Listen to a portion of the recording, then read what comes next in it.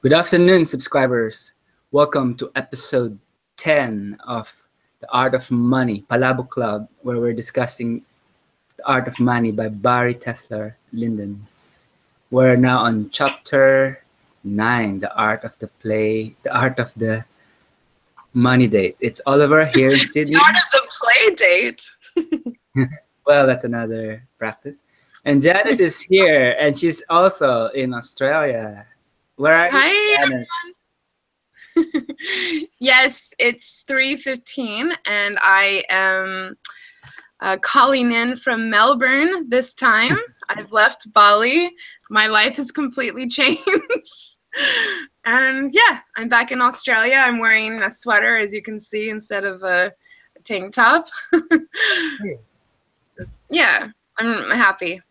Nice, nice. And yeah, your life has changed in many ways. And now we're back. So how did you find this chapter, Janice?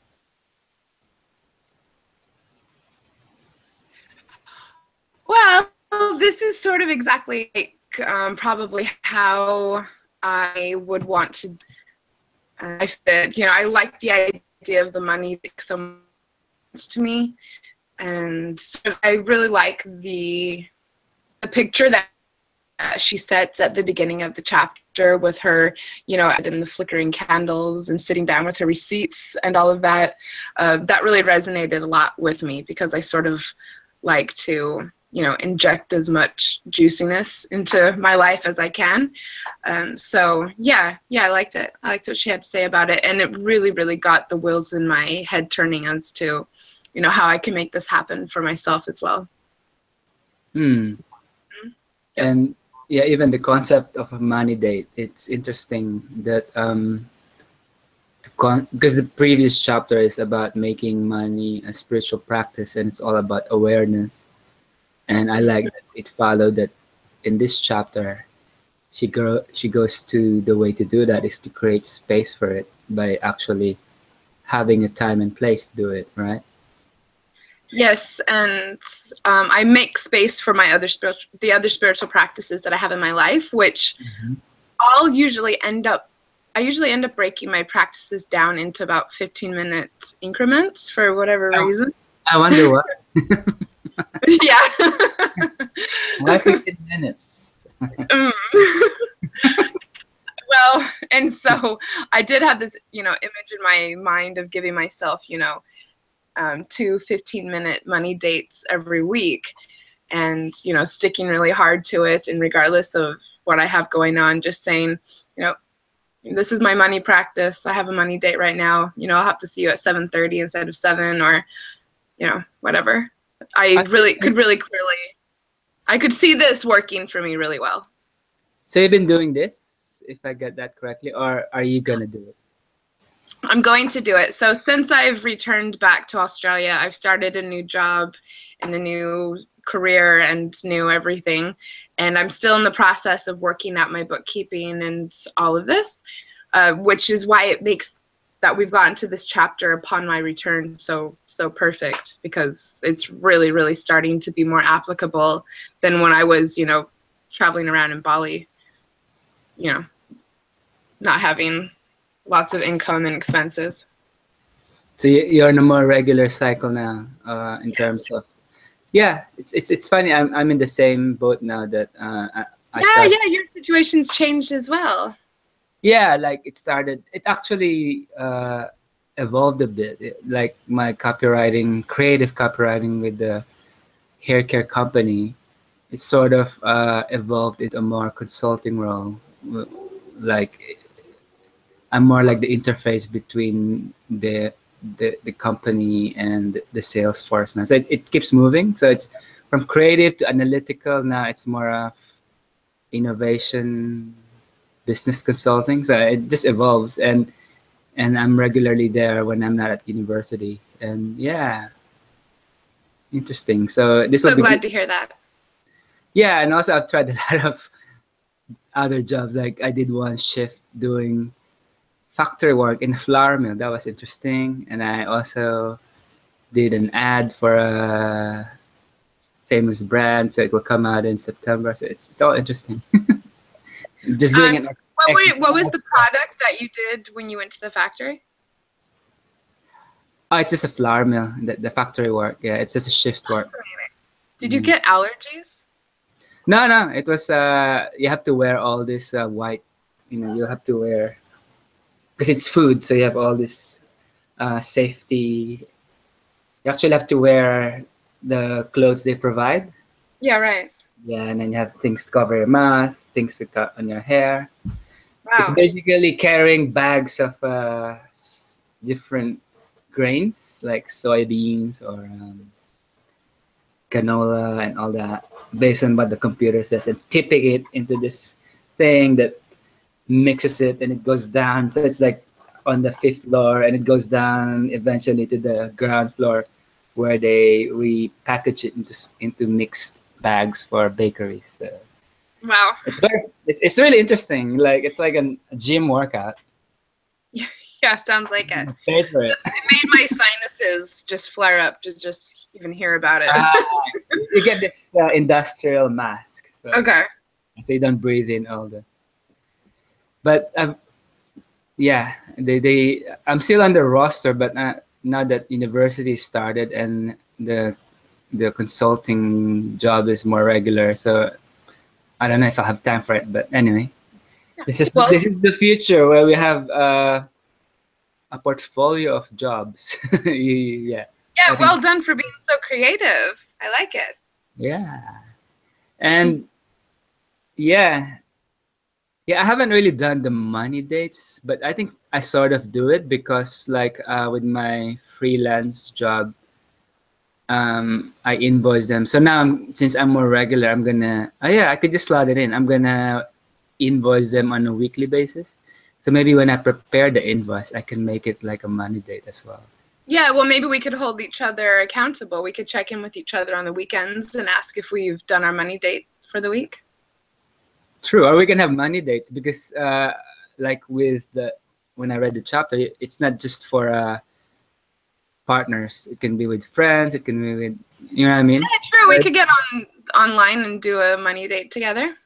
Yeah, that would be interesting. Yeah, just to check in and talk about financial stuff because people never really talk about it, right? Yeah, cool. Yeah. Should I read to our listeners what a money date is? Yeah, go for it. All right. Barry says, a money date is simply a time and space for you to connect with your money relationship. This is the regular, ongoing practice that breathes life into a money relationship. It's where we build healthy habits on daily, weekly, monthly, and annual basis to get more honest, clear, and empowered in this area of our lives. Yeah. Yeah. And I like the way she broke the time horizons down, right, to weekly, monthly. Mm-hmm. Yeah. Yep. I definitely need to start with weekly. As far as I'm just so new to all of this. So I think even if I did it once a week, I don't know where to start. So I'm actually have asked some people in my life for a little bit of support, as you know, it's an area that I've never felt very strong in. So in the next week, I actually have 2 different friends who are going to be sitting down with me and helping me to sort of get some type of system in place. Nice. And then, yeah, I'm quite dedicated to finally get this out in my life. And then after that, I feel like I'll be able to report back a little bit better in regards to what I do during my money date. That's good. That's amazing. Yes, though I'm sure that wine and candles will be involved. Why not? Yes. Yeah. And yeah, it will be interesting, like, because she also talked about like partners can do it and it adds another layer of complexity, but it can actually be a vehicle for lovers to get closer together, right? Yeah, that's true. I mean, for me personally, I sort of wish that she would have made 2 different chapters for the money date, because I'm really on a personal quest to make this happen for me as an individual, you know, independent woman. And I don't see, you know, myself merging my finances with someone or having money dates with, you know, a romantic partner for a very long time. And a lot of the focus of the chapter was on, you know, how to do this correctly with your partner, which I thought was super great. If I would have, you know, still be married or be sharing my finances with someone, I would have been completely stoked with all of the information that she provided. But for me, I read it all, but it didn't, you know, resonate with me as much. So I almost thought it could have been two different chapters, you know, like one for single people or individuals and one for couples. Yeah. Did you have any take on that? Yeah, that could work. Maybe in the next edition, she might keep that in mind. All right, little feedback. Little feedback. While you were talking, I just got curious. When you were married, how did you and your ex-husband handle the finances? Just out of curiosity. Yeah, that's a good question. So when we were in college, oddly, for whatever reason, I did all the money and I was the primary bread keeper. See, you do know how to do this thing. Or breadwinner.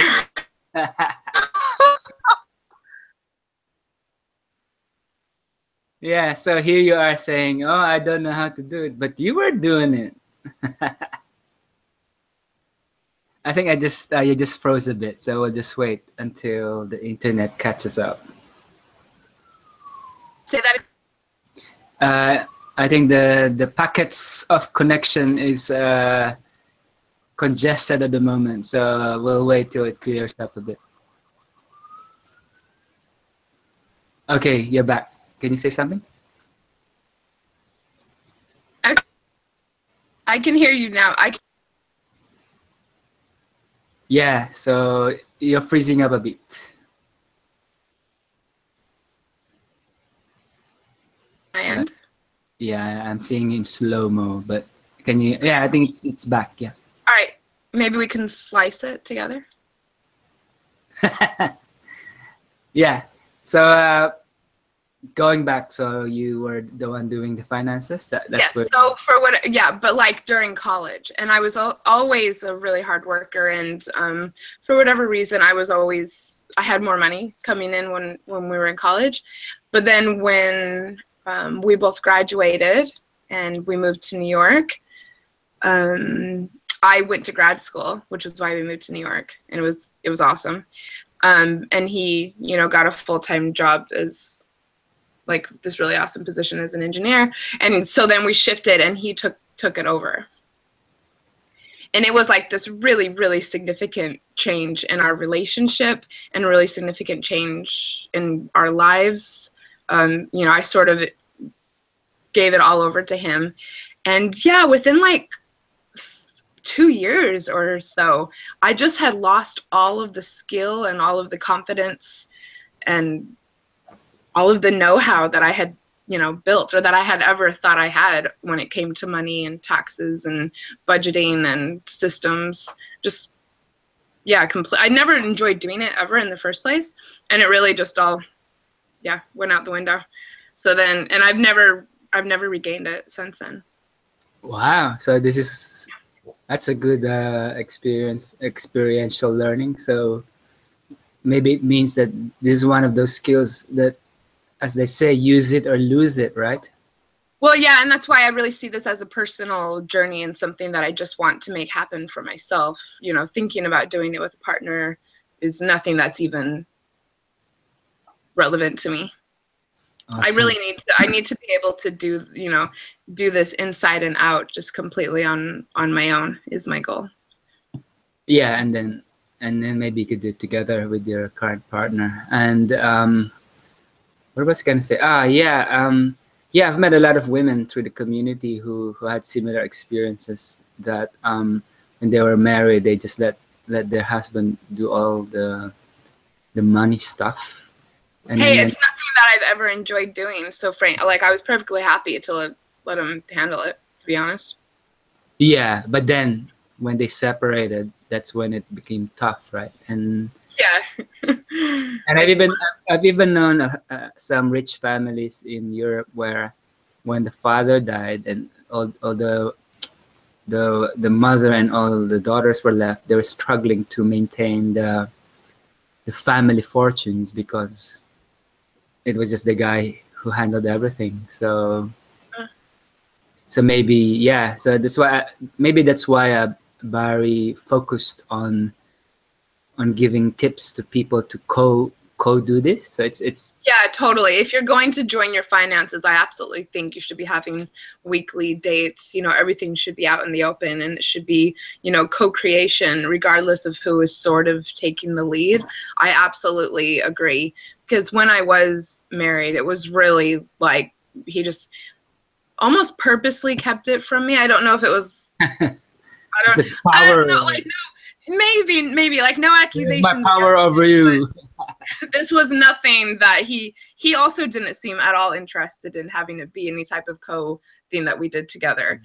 And yeah, it left me in a really horrible position when we decided to split up. I completely agree that it should be something that you do together. Yeah. Just for me, it wasn't, it wasn't as interesting to read about that. Cool. Mhm. Anything else? Cool. I'm just looking at the chapter itself. I like the way she broke it up into that the money date. There's the practical level, and then there's the emotional level, and then there's the psycho-spiritual level. Yeah, So, cool. I have yeah. that highlighted as well. So it's not just about the practical stuff, although that's important. And like she talked about, you can rename mortgages into sanctuaries, and I guess a mortgage sounds like death, really. Oh God, I It's more can't imagine. death in French, so mortgage. Is it? Yeah. Oh yeah, I guess it would be. Eh? Yeah, like ejaculation is petit mort, little death. So yeah. Anyway, Well, so this brings me actually to one thing that I have highlighted about making it more into a practice. yeah. Is when her husband says, "Everything changed for me the day I realized I could make bookkeeping a meditation practice." He explains, "I went from hating it. It was boring, mind-numbing, and the software always made me angry, to realizing the resistance was just another phenomenon happening in my mind. I could just sit and watch it arise and pass away." That's what I'm hoping for myself as well. Yeah, I think it can be fun. Like I've seen my accountant friends, they just dig spreadsheets. I think it gives them joy. So No, that's not going to work for me. I think it's an acquired taste. Possibly. I don't know. She always does talk about QuickBooks. But I don't know that applies in Australia. I mean, what would you say is the equivalent, like the Australian equivalent to QuickBooks? There's MIOB, but these are like traditional software packages. And there's a lot of new packages now that's on the web, like Zero and all that. So yeah, like I myself, what I'm curious about is actually, because I'm a designer and I'm teaching myself coding. So I'm actually thinking of how maybe I could create my own system based on start from first principles, you know? Yes. Is this related to the app that we were discussing when I was back in? Yeah, it's still there. Yeah. Yeah, I think maybe I'll have more time now that sort of my income stream is sort of stabilizing a bit. So it's becoming more regular, so I don't have to spend a lot of time hustling for work, you know? Yeah, well, that's the thing, one step at a time. The same with, Yeah. This book, the same with the book club, the same with our own bookkeeping. I mean, at first I just felt so sort of frenzied to figure it all out at once. And it has been nice to just say, okay, hold on, I would like to get this figured out for myself by the end of the year at this point. And you don't have to do it all at once. Yeah, and another thing we learn in design school is the real process is iterative. So you do a rough approximation, and then you get feedback, and based on the feedback you do it again, and it's back and Yeah, forth. totally. And yeah, that's how you survive in the complex reality. You always have to have your ears on the ground, and then be Yeah. flexible enough to change and not be so stuck in a linear pattern. We can no longer Linear patterns no longer work in the environment we live No, in not now. at all. Just as long as you're as long as you're remaining aware Yeah, of what's going on, being proactive yeah, and and connected. flexible. Yeah. It's the what is it in Charles Darwin? It's not the fittest to survive; it's the most adaptable. You know, it's a That's so paraphrase. true. Thank you. Yeah, that totally applies to this chapter as well. What was the And next thing that you have highlighted? I like also the way that like it starts with a check-in, and Always. and yeah, and I'm finding that even in like business meetings, that should be the way to start any conversation is Mm. checking with the other person, how are you? And it's funny, like most in some meeting rooms when people are waiting for everyone to arrive, everyone's on their phones, and then Oh there's my God. yeah, they're still engaged in whatever task they were engaged in before going to the meeting. And maybe instead of doing that, like if I were to run a company, a corporate company, the rule would be if you're going to a meeting, don't bring your device and check in with everyone first before discussing anything. Yep. It's Yeah. one reason why I like to do morning orgasm meditation practice, because you're just like, everybody is just there with a clean slate. You Yeah. don't see people, in the middle of a text conversation. It's just really, just showing up and just ready and fresh and, prepared to just focus on the practice. Yeah. And also like when she said that one of the prerequisites for this is to like if it's more than one person doing the money day, is to create a safe space. And I like the way that because I've seen this done in other contexts is where one person speaks for let's say 10 minutes. The other person just listens and doesn't interrupt and just listens and takes it in, and then they swap. And I think this is like an important part in relating, so that you avoid mansplaining where it's just the man talking and then the woman's not saying anything, or the opposite, the nagging where it's just the woman talking and no. So it's really important to just some people are not naturally talkative, and the way to get, because like in my school I do this thing called the creative intelligence and innovation, where we work with different people from different disciplines. And I found out that there's a lot of people who have really good ideas, but they're not necessarily putting their hand up to share it. But by giving them space, it actually comes out. Like if people take turns, then even the silent people, they have to speak during that time, and it's just amazing the things they come up with that they may not Oh, yeah. ordinarily do so if they're not given their own space to do it. It's also a sign of I think leadership and being a good leader is when you can, identify these things in the people who are, tend to be quiet on your team, and, make sure that they have the space so that their gifts and talents can, benefit the rest of Yeah, people. and I like the way that you can structure that by timing everyone so that not one person takes the whole hour. Do you know what I mean? Like everyone gets 15 Well, minutes. yeah, especially when you're talking about something as sensitive and complicated and somewhat intimidating as money. Yeah. If it's not your, strength or where you feel as confident, then you could really, really easily just sit back and not say anything. Just like in, my marriage and probably many others, where, before you know it, you've just like lost all say and power and, control and even input into things. Yeah, and another tangent I have this. I was just watching this YouTube video of Alain de Botton who talks about love, and it's so funny. And he said a lot of the heartaches happening right now, it's gonna be blamed on the romantics, like romanticism Uh-huh. It's an invention. It was invented like before Romanticism. Marriages were arranged. There was a bit of separation between sex and love, and it's the romantics who created this fantasy that there's this one person, and if I only find that one, and it will be perfect, and it's always sunsets, and it's really fun. It's been going on for a while, though. It's been going on for a while. Yeah, but it's not. It's not. It's like 1700s, like when they really started.